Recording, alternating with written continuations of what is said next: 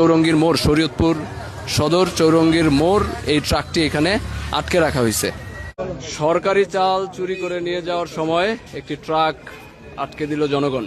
400 বস্তা চালের কোনো মালিক নেই, অর্থাৎ সরকারের কোনো দপ্তর, উপদপ্তর, ফুড অফিসার কেউ আসলে বলতে পারছে না যে চালগুলো কার।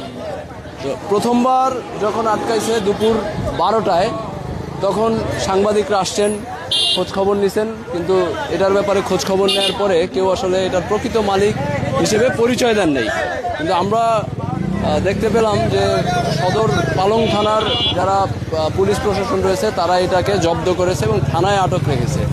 হঠাৎ করে রাত 9টায় যখন সাংবাদিকরা চলে যায়, তখন দেখলাম আবার এই একই ট্রাক থানা থেকে আবার ছাড়িয়ে নিয়ে চলে যাচ্ছে। তো সেই জায়গায় আবারও আটক করা হয়েছে এবং এই জনগণই আটক করছে। তো জনগণের এত চাল এটা আটক করে নিয়ে যাচ্ছে, এই জন্য চৌরঙ্গীর মোড়ে, এই মুহূর্তে শরীয়তপুরের চৌরঙ্গী মোড়ে আমরা আসলাম এবং দেখেন খুব বিস্ময়ের সাথে আমরা লক্ষ্য করছি যে আমাদের এখানে ডোগরি যাওয়ার পথে যে অটো রাইস মিলটি আছে সেখানেও বিপুল পরিমাণে চাল এবং সরকারি যে চালের বস্তা সেটি পাওয়া গেছে। আর এখান থেকে যারা ড্রাইভার ছিল এই গাড়ির, সেই ড্রাইভাররা পালায়ে চলে গেছে।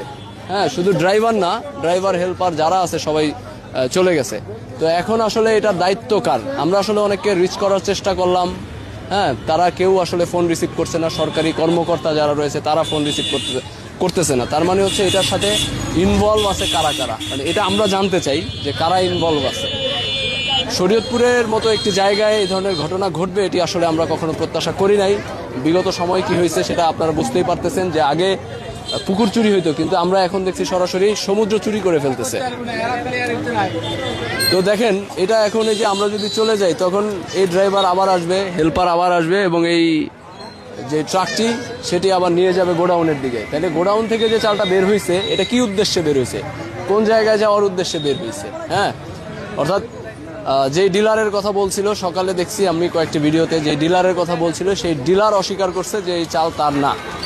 কিন্তু ফুড অফিসার এইখানে তাদের দায়িত্ব কি? গোডাউন থেকে কেউ চাল চুরি করে নিয়ে যাচ্ছে সেটি তারা ঠেকাইতে পারতেছে না। পুলিশ প্রশাসন কিংবা ডিসি মহোদয়, এবং এখানে প্রচুর পরিমাণে সরকারি অফিসার রয়েছে যাদেরকে আমরা বিভিন্ন সময় দেখি। তো তাদের দায়িত্ব কি? তাদের দায়িত্ব তো এগুলা দেখে শুনে রাখা। তাহলে তারা কি করছে? তো আমরা এই মুহূর্তে যেটি বলতে চাই যে দেখেন, মানুষ যেভাবে প্রত্যাশা করছিল 24 পরবর্তী বাংলাদেশে এই ধরনের স্যাঁচরামি, চুরি, দুর্নীতি, লুটপাট এগুলো হবে না, কিন্তু এখন দেখছি এটা হচ্ছে প্রতিনিয়ত।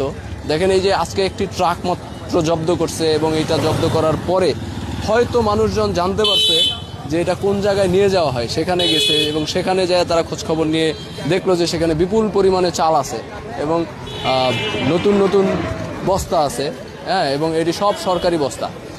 তাইলে সেখানে আসলে কি পরিমাণ চাল গেছে? অর্থাৎ এইখান থেকে চাল যায় গোডাউন থেকে সরাসরি সেখানে, এবং চাল যাওয়ার পরে সেখানে শুধু বস্তাটা চেঞ্জ হয় আর চালের কিছু ভ্যারিয়েশন আছে, এটা চেঞ্জ হওয়ার পরে সাথে সাথে আবার সেটি বাইরে বিক্রি করে দেয়। তাহলে একটা ট্রাকে যদি 400 বস্তা চাল থাকে 50 কেজি করে, তাহলে কত টন চাল হয় আপনারা হিসাব করেন। এবং এটার দাম কত?